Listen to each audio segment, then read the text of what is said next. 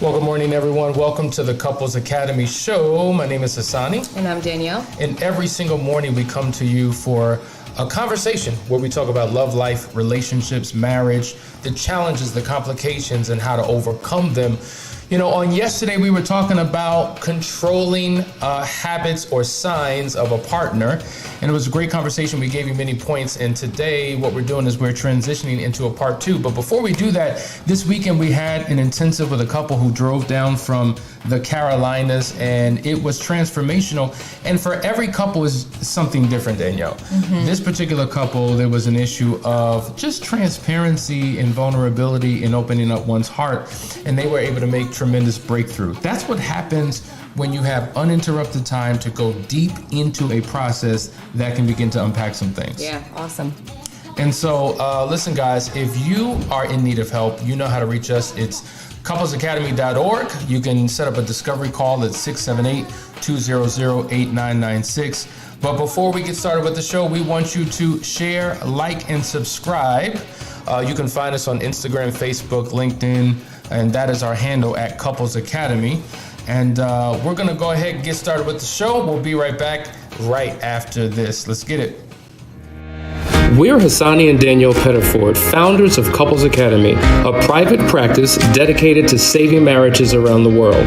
We're not just recognized authorities on relationships. We're a real couple with real problems who almost called it quits. We have 4 children, going on 20 years of marriage, and we practice what we preach. Our mission? To change the way couples relate to one another and teach them the skills needed to improve the quality of their relationships. This is the Couples Academy show. Welcome back. We are talking about how to deal with a controlling partner. We talked about what it is, and we helped you identify if you are actually in a relationship with somebody who's controlling yesterday.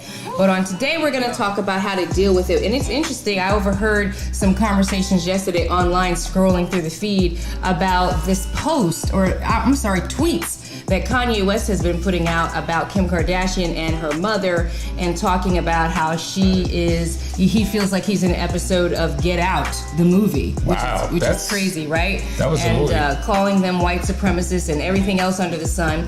And I was thinking about that in light of control, because it always seemed like whenever Kanye does have anything to say, he's indicating control when it comes to Kim. However, I think it's interesting that he also is somebody that is notable for having mental health issues, right?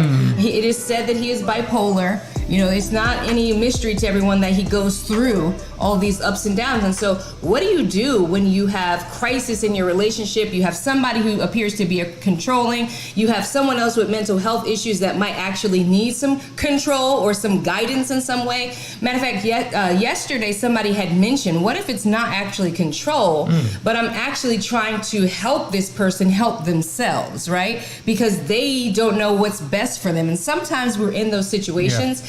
And so today when we talk about how to deal with a controlling person, we can't do that and kind of put it all encompassing in one basket. There are parts to this. There are different variations of control.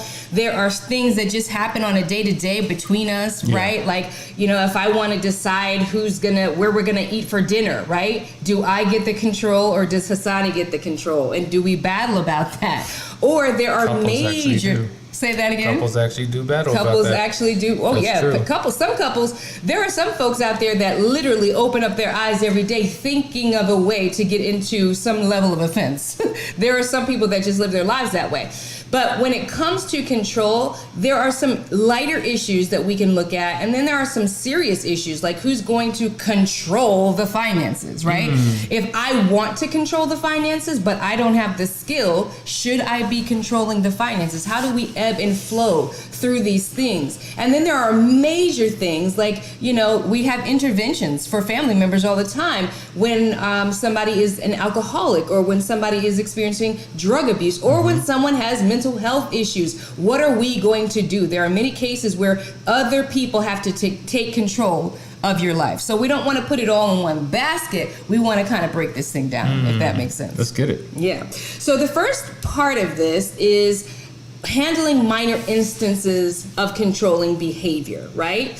And you know what? I didn't even say hello to my people I jumped in so quick. Were you going to say hello to my people? I mean, I could say hello to Vincent and Jay and Facebook user and Clarence and Kia and Al, Angela, Dee Dee. They're still coming in. LaShawn, good morning. Good to see you all. Teray, they are here. They're ready to go. Let's get into this topic. It's important for me to acknowledge you because I appreciate you. I appreciate you showing up every day. I appreciate you liking, subscribing, and sharing, and that you have hit that notification bell to be on with us today. So I never want to miss a moment to acknowledge y'all. I really appreciate you showing up every day. So again, handling minor instances of a controlling behavior, which is one of the things that I talked about. And look, let's just give this example. Here, let's do this. Right here, stick your finger in there. Can they see that? Look.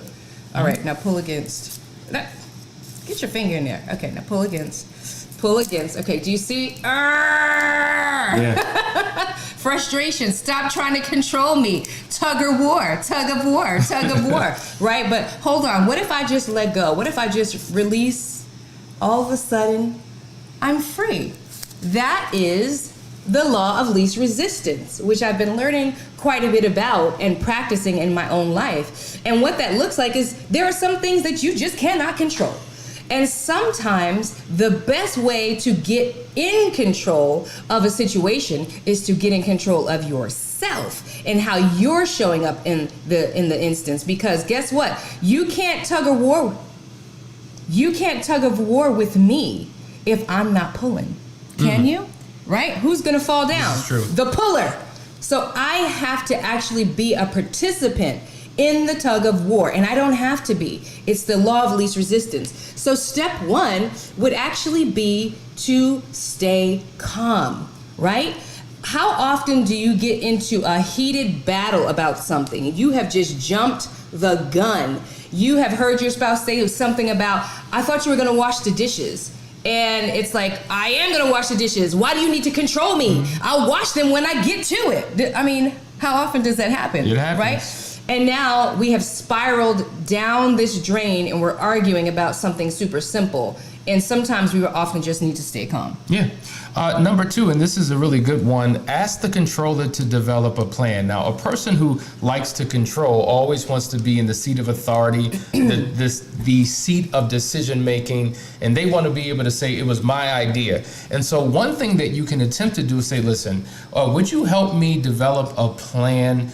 Because I'm having a struggle here, right? And so when you bring their controlling behavior to them, initially, they may be resistant by you just saying, you're such a control freak, you're trying to control me. But a different way of saying it is like, you know what, I just feel like there's certain aspects of our marriage, of our relationship where I feel micromanaged, and I want you to help me come up with a plan. So in essence, you're feeding into their need to control, but you're helping them to uncontrol themselves in certain areas by coming up with a plan where they no longer need to have the need to control. Yeah. And then delegation of responsibilities begin to happen between you and your partner because you get freedoms that you wouldn't have had if they weren't a part of that process. Absolutely. And again, this is handling minor instance of controlling behavior because there are extremes, but that's a great way to handle that. The third one would be being empathetic. Oh, hold on, guys, this is a live show. When I'm reading my notes, I need you to jump over there. Okay. So being empathetic, guys, because here's the deal. When it comes to being empathetic, when you know that you're dealing with a partner that tends to be controlling, you already know they have a controlling nature. And if I jump over to the Enneagram side of things, there are certain personality styles that tend to be more controlling than others. They just have to have it their way. They need to be the one that runs the board meetings. They are the leader of the PTA, right? They are the type A personalities and they make sure they manage everything. They're the type of person, they don't want you to help them clean their kitchen after Thanksgiving because there's a way about how they put the dishes away and they do their thing, right? And so we already know we're dealing with a controlling person. They have a controlling nature. Be empathetic because it could be frustrating to that person when things feel, disorganized or disarrayed, right? And so knowing your partner, if you know good and well that, hey, they need their space. Don't be up in their kitchen when they're cooking, because they need 30 feet of space to get their mind together and get their organization. have some empathy, and try to find ways to allow them to have that space that they need to do that. Everything doesn't have to be a battle. We choose our battles. Absolutely. Absolutely. The next point, ask constructive questions. See, a lot of times when the controller comes, they're coming and they're demanding certain things, or they're making accusations, or they're telling you how you're wrong. But what you can do in a non-defensive way is turn it right back towards them and say, well, listen, this expectation that you have of me seems to be unrealistic. Did you share with me exactly what you needed me to do? Were you crystal clear in this expectation that you feel that somehow I've disappointed you? So in essence, a lot of times they're so caught up in their need for power and control that they don't realize where they faulted and where they've kind of gone off. And so if you bring it to their awareness, hopefully they'll be able to take a look at themselves. And if they don't, then listen, you can choose to walk away from that conversation. I think you just talked about that in essence. You don't have to be willing to allow yourself to sit in a situation where they're demeaning, they're disrespectful, and they continue to control you. And you can say, listen, until you're ready to deal with this in a respectful way, this conversation is over. That's one way to shift that behavior moving forward. So that's just dealing with the simple day-to-day life stuff. And then we have part 2, which is correcting reoccurring patterns of controlling behavior. Because many of you are sitting out there saying, yeah, well, I've done all of that and I hear you, but it just doesn't work. No matter what I try to do, they want to control me. They want to control my coming. They want to control my going. They just want to be in control. And there are instances where that takes place. And so there are still methods to manage that. So the next one here would be prepared for the denial. Because what happens is you get into these altercations because you refuse to communicate about it anymore. So you're so frustrated. You're both frustrated. You're dealing with somebody who's trying to control you. And so you shut down. But actually, if you were to sit down with the person to try to have a conversation with them, you should be prepared for them to deny it. I'm not trying to control you. I just see the forest before the trees, or whatever, the trees through the forest. I just know that if you go down this path, it's not going to be good for you, right? A lot of times the controlling person actually does think that they have your best interest at heart, but at the end of the day, they are controlling and they may not be aware of it. And it's your job to, in the best way, bring that to their awareness that, no, dude, this is controlling behavior. And let me, here's the receipts on this. And we've had these conversations before. And what do I need to do to support you so that you are aware that when you start moving into this controlling behavior? And we've talked about the importance of when you have this conversation and you bring it up to your partner that they are being controlling, that you really check the environment. Are you in the right place? Is it the right time? Is it the right atmosphere? Are you making sure that you're not communicating out of emotion so that they can receive the truth of what you're saying and they're not caught up in your tone, they're not caught up in your frustration, they're not caught up in your off-putting body language? Because in order for them to really get out of the messaging that you're trying to deliver, the mood has to be appropriate. And so we talk about this all the time, creating a healthy environment to have that level of dialogue. Now, another thing you can do is you can begin to set boundaries. Now, one of the ways to do that is we have something that we work with couples with all the time. It's a worksheet where we guide them through a brainstorming process. So in essence, if I am the complaining spouse and I'm saying, listen, babe, I think you're a bit controlling. There is a worksheet that we take them through that allows them to identify the issue and then share each other's perspective on the issue. And then I, as the one who brought up the issue, have to brainstorm possible solutions to solving the problem. Because it's not just enough to say you need to stop doing it. I've got to provide you with some options, some pathways, some methodology to overcome your issue. But here's the deal. You have to do the same thing as well. The partner who is controlling has to also come up with suggestions about how they can begin to solve the problem. So you're brain dumping. And when you're brain dumping, you're throwing everything up against the wall to see what sticks. And then you begin to negotiate back and forth till you reach a place where you both are in mutual agreement about the pathway to overcome that issue. So not only are you just bringing them the problem, you're offering them a solution and you're allowing them to be a solution to their own problem. I love it. And then boundaries can be properly set. I love that because that leads into our next one and it makes it super easy, actually, and that is enforcing the consequences. Because to Hassani's point, if you have sat down and come to an agreement on these things, we have looked at the issues and we have set healthy boundaries and we both have come to agreement on them. You know, you're supposed to walk away from that conversation feeling pretty good. Like, okay, cool.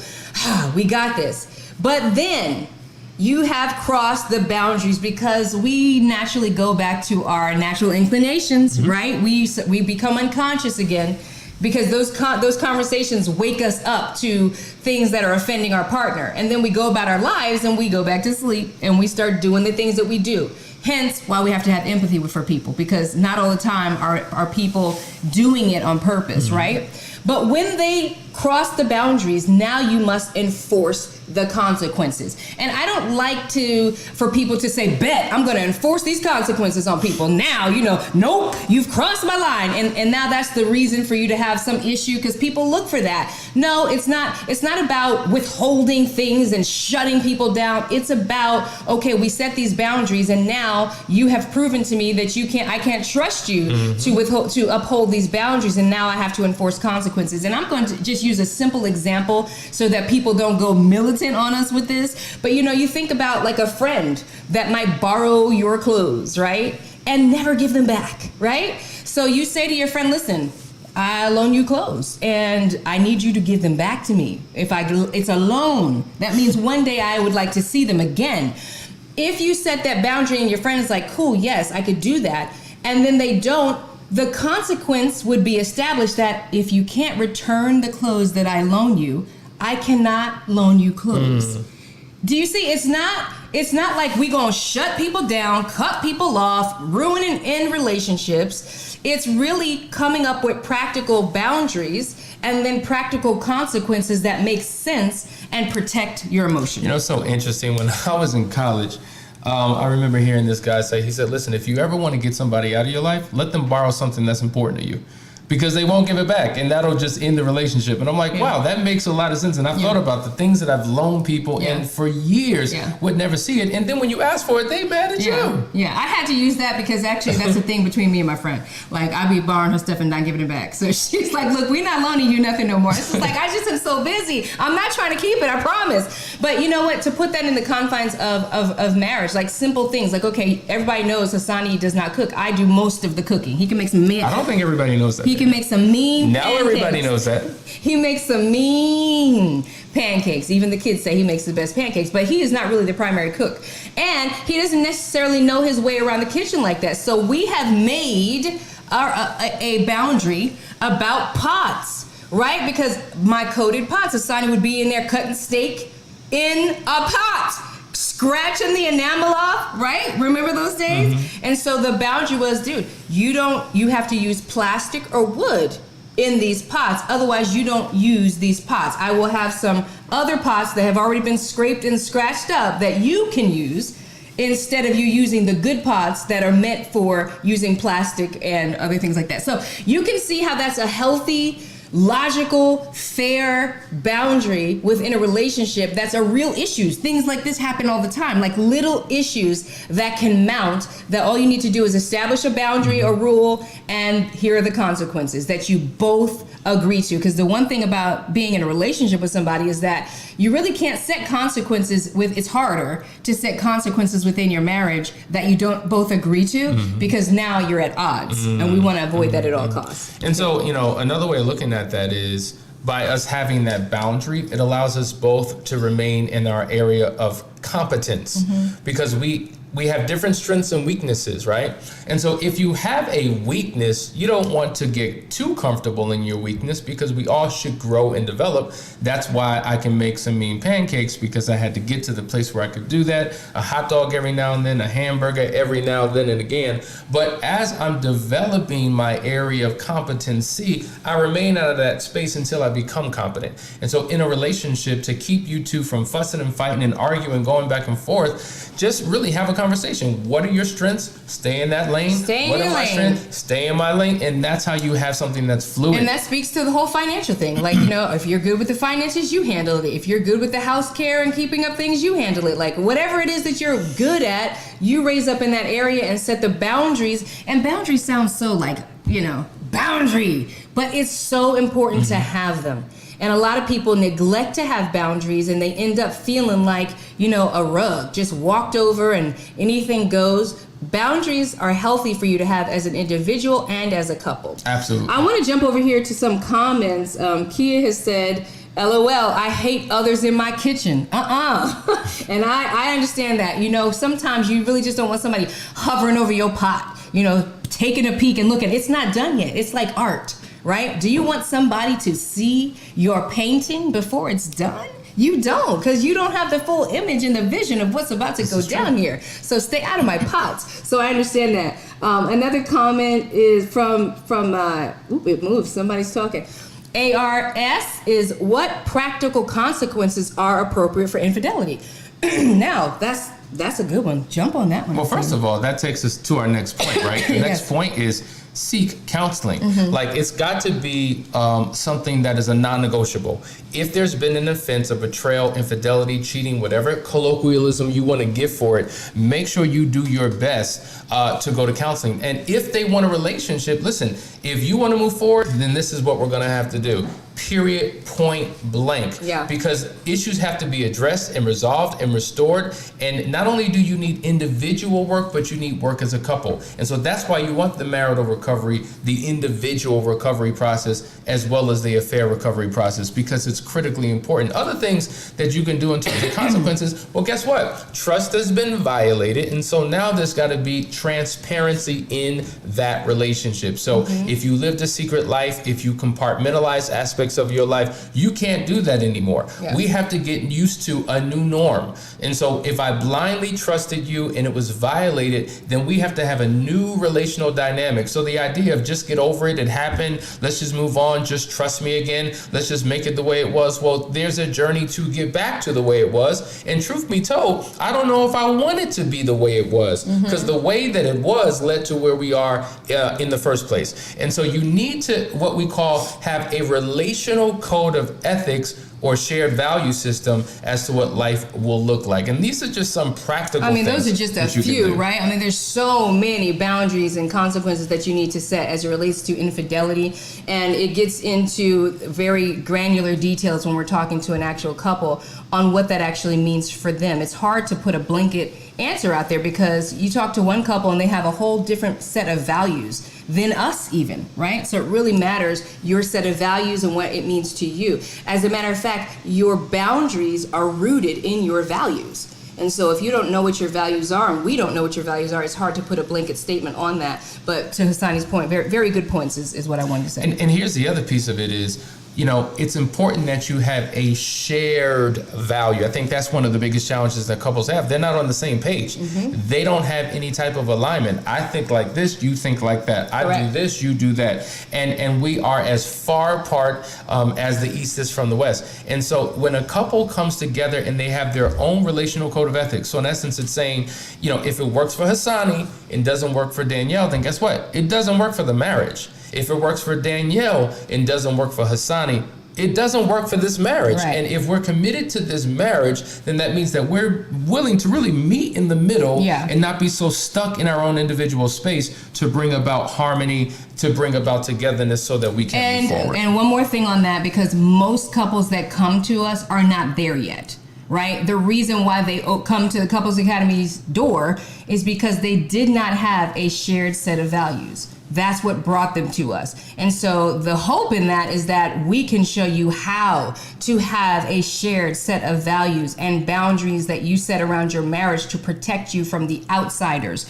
And that's what this is all about. We're mostly setting up all these boundaries against one another. And Hassani and I really set up our boundaries and our guidelines to protect each other. And that's what is the difference, because I can hear, people in their heads thinking, yes, I'm going to set up this boundary against him, or I'm going to set up this boundary against her. It's really not about that. It's about having the communication flow in your marriage, setting up boundaries that respect each other's individual desires and needs, and then setting up boundaries that protect the marriage. And this is exactly why you need a third party, a counselor, a coach, whoever you go to help you in that conversation, because when you're on two opposite ends of the spectrum, you're fighting and vying for your own space and position, and you need somebody to help navigate that conversation so that you can get on one accord. So the next part here, and this kind of encapsulates all of that, like, you know, when you're dealing with lighthearted issues down to the serious issues, it's important for you to learn how to regain the control of your own life, because many of you listening are in relationships that just are going through some things, and you're not yet at a point where you can come together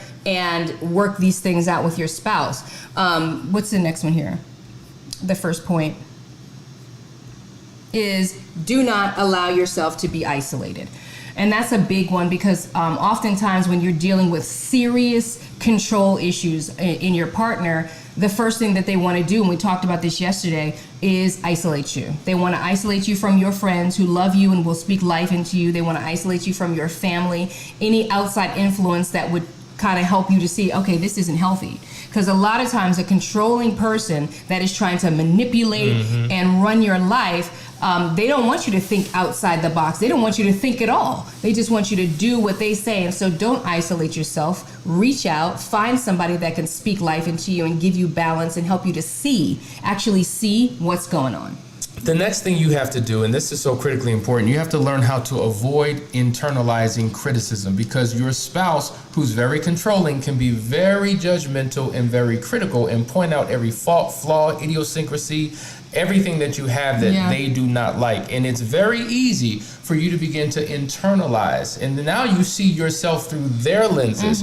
You see yourself through their goggles instead of the goggles of God. And so here's the reality. They say, you know, in terms of relationships, when, like, let's just say your wife is a controlling person, they say that they have makers of men and breakers of men. Makers of men are women who know how to speak life into, who know how to edify, encourage, esteem, build up, speak to the potential of that individual. Danielle would talk all the time about how it's important for you to speak to the seed inside of your man, not the weeds that surround your man, because whatever you speak into, you give attention to and begins to grow and develop in that person. And so you don't want to be a breaker of men, you want to be a maker. Breakers of those who tear them down, whose words become daggers that cut into the heart of a man and really demoralizes him. And men are guilty of the same thing, causing their women to have low self-esteem, low self-worth. They begin to question their own, their own identity. And that's what happens when you come into a relationship whole and complete. And the longer you're in it, the more broken you are,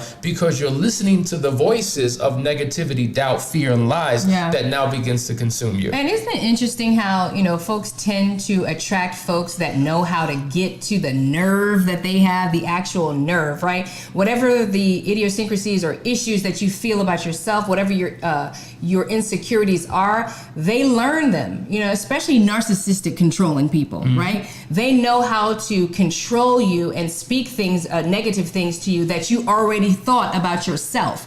And that really goes into what Hassani is saying. We're supposed to actually speak life. We're supposed to actually tell them, no, those things are wrong, what you've always thought about yourself. Let me show you who you really are. Let me help unearth all the gifts inside of you. But instead, when you're dealing with a controlling person that uses criticism, they are actually using the hurt and the insecurities that you have against you.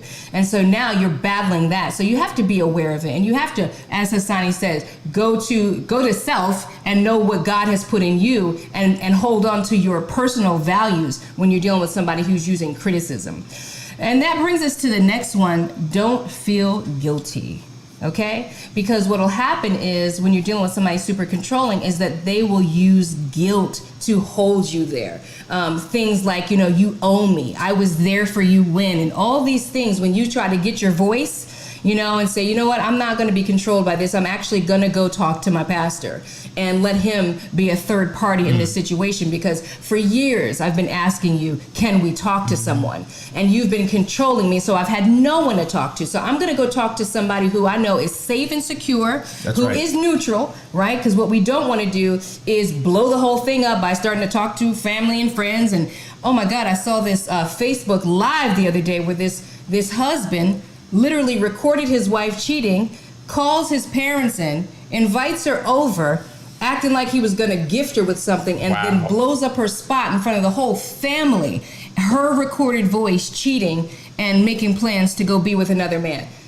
There is no repairing that. I mean, if that's your plan, if you want to just literally ignite an atomic bomb in the middle of your relationship and blow everybody's life up because everyone who was an earshot away from that was affected by that. Can you imagine? You know the damage in that? The damage to the in-laws too. It's damage to all parties involved, but here's the real damage, right? So I, in my knee-jerk reaction of shock, of pain, of hurt, I'm going to blow your spot up. So whether it's that scenario or whether I take photos of you and post them, on social media. Or around your job, the parking lot, which has been done. People have created flyers of their cheating spouse and placed them on windshields of cars in a parking lot, billboards, all types of things. Very common. Exposing that spouse. And then, after their entire reputation has been destroyed, they have a change of heart and they want to restore the relationship. Too late. And they want to work on things. Yeah. And so it just becomes extremely challenging to kind of work your way back. That's why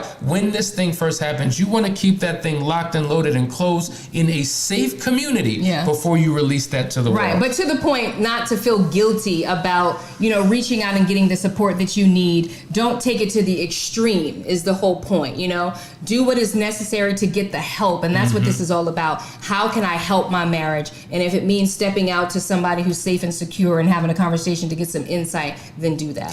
The next step, we're almost done, folks. Stay true to your beliefs. Now, we know that a controlling person may want to control every aspect and facet of your life. Like, for instance, truth be told, sometimes we come into relationships and we just think different. I'm a Democrat, you're a Republican. I'm a little bit more liberal, you're a little bit more conservative. And so I'm beat down. I'm told that I'm wrong. I'm told that I'm stupid because I have a different opinion. And so we say this all the time. God is looking for oneness, not sameness. He doesn't want you to be the same. He wants the benefit of your unique difference to come into a relationship to make it even a better whole. And so if you have certain views, political views, or maybe there's a faith tradition, or maybe there's cultural norms and values that you hold on to, don't allow your partner to tell you that the way that you function and operate and think, if it's true to you, your true nature, is wrong, unless it is wrong. I mean, that's a different situation when you're wrong and you need to be corrected, be open. But if it's a matter of, listen, I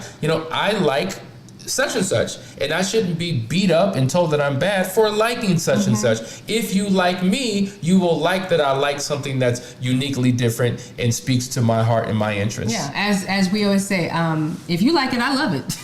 There it is. If you like it, I love it. Go to the last one here. And I think this is necessary to say and needs some discussion, because it says, be willing to walk away from an unhealthy relationship. And we all know that there are some relationships that do reach a breaking point. Matter of fact, every relationship has a breaking point, and I think it's important for us to do everything that we can to avoid it. But if you're in a relationship with somebody that is so controlling, that it is at the abusive level, you can't control where you go, you're stuck in the house. There are some very serious, abusive, controlling relationships that you really do need to break out. I was listening to a story because Facebook has stories, and there's some really great stories on there about someone who was just brainwashed by the person that she was with. She was told that she was no good, that if she were to leave him, she was young too, a lot younger than him. If she were to leave him, that she would not be able to take care of herself. They had a young baby. She was like 19 and the husband was like 40. And he just brainwashed her so much to the fact that he controlled what she ate, when she slept, where she went, who she talked to, everything. It was a very controlling and abusive relationship. And then one day, she got some strength. She was online and read something, and she got some strength. And she packed up her baby, I think he was 5 years old, and said, come on, we're going. And I think she lied to the child and said, we're going to a friend's house. Packed up and ran away and spoke to someone. And that's what I want to get to. is that if you are in an abusive situation that is controlling, manipulative, and you don't have a resource and outlet, you don't know where to go, make a call, reach out to someone who can help you to find out what's going on inside that relationship, and that would be the next step for you. What we don't recommend is people making decisions on their own, even though sometimes you're forced to do that. Yeah. But if you have a phone, if you have a computer, you can always reach out. There's so many services out there, free, 800 numbers. You know, you can always call Couples Academy. We have a free discovery call. I mean, there are places that you can call to get the support that you need, because not every relationship needs to be kept. That's saved right. or reserved. And when you get to that point, when you're ready to just call it quits, throw in the towel, to her point, get wise counsel. Get somebody that can help guide you through that process, because the last thing we want to be is in an abusive, controlling relationship that does not serve. If you can get help and turn things around, well, yes, blessed and amen. But if you reach the breaking point, then you're going to have to do something. And you need somebody to guide you through that process. And that's why we make ourselves available. And so we would encourage you, find out more about us at couplesacademy.org. You can set up a free discovery call. We hope that you get the help that you need in order for your life and for your relationship to be transformed. But remember, not only do you not have a relationship with your spouse, you have a relationship with yourself and a relationship with God. And when that's intact, He will give you the wisdom and the guidance to make those right decisions. So guys, we hope you enjoyed the topic for today, how to deal with a controlling partner. We're going to have continual great conversations. Many questions came in. We will take the time to answer those questions. But for right now, that's the end of our show. We love you guys. Make sure you share, like, and subscribe. Tell people so that they can get what they need for their life and their marriage. See you on tomorrow. Bye now. Take care. If you would like to be a guest on our show, or if you're interested in one of our restoration programs, contact us today at couplesacademy.org.